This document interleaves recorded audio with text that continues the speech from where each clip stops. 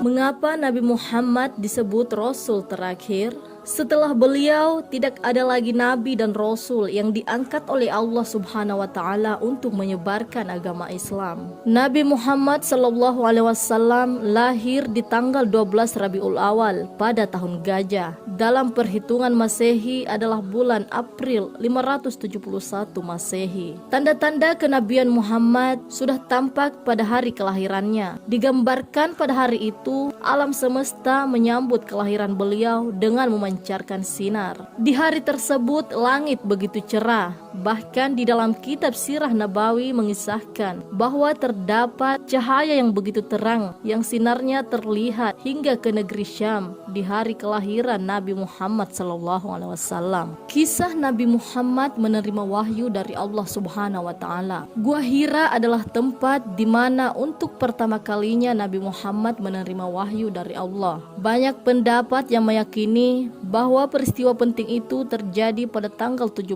Ramadan tahun 610 Masehi. Di hari itulah Nabi Muhammad diangkat sebagai Rasul Allah Subhanahu wa taala. Dalam riwayat yang dituliskan oleh Imam Bukhari dan Muslim, terdapat dua keadaan ketika Nabi Muhammad menerima wahyu dari Allah. Pertama adalah terdengarnya suara lonceng yang begitu keras yang membuat Nabi Muhammad begitu ketakutan dan berat bagi beliau. Lalu datanglah malaikat Jibril dengan sosok yang menyerupai manusia biasa, sesosok laki-laki yang memintanya untuk membaca. Apa yang disampaikan oleh malaikat Jibril ini merupakan isi dari surah Al-Alaq ayat 1-5.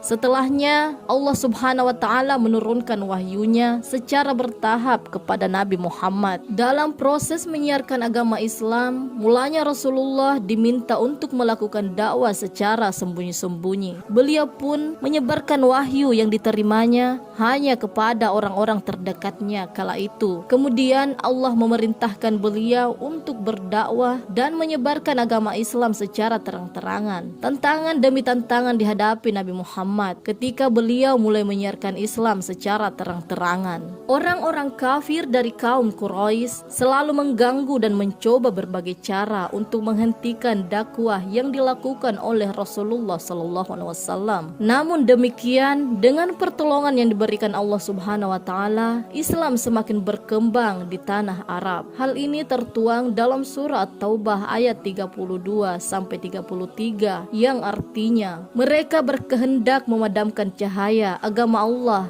dengan mulut ucapan-ucapan mereka, sementara Allah tidak menghendaki selain menyempurnakan cahayanya. Walaupun orang-orang yang kafir tidak menyukainya, Dialah yang telah mengutus Rasulnya dengan membawa petunjuk Al-Quran dan agama yang benar untuk dia menangkan atas segala agama, walaupun orang-orang musyrik tidak menyukai. Selama menyebarkan agama Islam, Rasulullah SAW dihina, diancam dan disiksa secara fisik. Abu Jahal pernah melemparkan kotoran unta kepada Nabi Muhammad ketika beliau sedang mendirikan sholat dan sujud di Masjidil Haram. Ia bahkan pernah membuat lubang yang sangat dalam dengan tujuan agar Rasulullah terjebak ke dalam lubang tersebut. Namun lubang galiannya itu justru memakan korbannya sendiri. Tindakan keji lainnya adalah rencana orang-orang kafir Quraisy yang ingin membunuh Rasulullah. Karena ancaman dan bahaya yang terus mengintai, Rasulullah SAW diperintahkan untuk berhijrah ke Madinah. Dengan rahmat dan pertolongan Allah Subhanahu wa taala, Nabi Muhammad dan pengikutnya selamat dari ancaman pembunuhan tersebut. Perihal Nabi Muhammad merupakan nabi dan rasul yang terakhir tertulis dalam Al-Quran surah Al-Ahzab ayat 40 yang artinya, Muhammad itu sekali-kali bukanlah bapa dari seorang laki-laki di antara kamu, tetapi dia adalah Rasulullah dan penutup nabi-nabi, dan adalah Allah Maha mengetahui segala sesuatu. Nabi Muhammad SAW pernah membahas mengenai hal ini dalam sebuah hadis yang artinya baiknya, Rasulullah Muhammad bersabda, sesungguhnya kerasulan dan kenabian itu sudah terputus, maka tak ada Rasul juga, tak ada Nabi setelahku. Anas ibnu Malik, periwayat hadis, berkata, hal itu memberatkan manusia. Kemudian Rasulullah bersabda, tetapi masih ada al-mubasyirat. Para sahabat bertanya, ya Rasulullah, apa maksud al-mubasyirat itu? Rasulullah menjawab, mimpi yang baik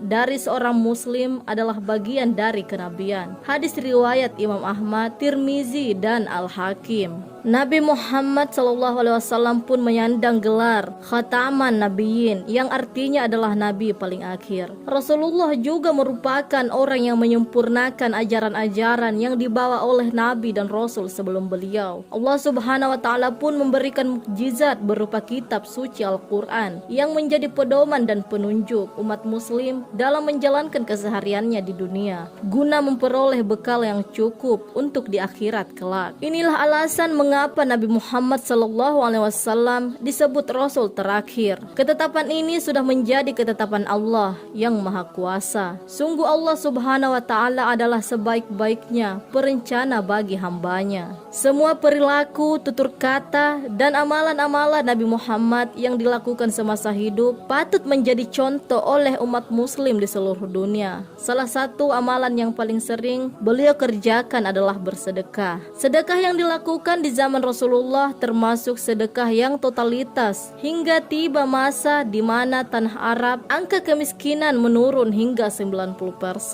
Ini semua bisa terjadi sebab orang-orang muslim mengamalkan ajaran Nabi Muhammad untuk bersedekah. Wallahu a'lam.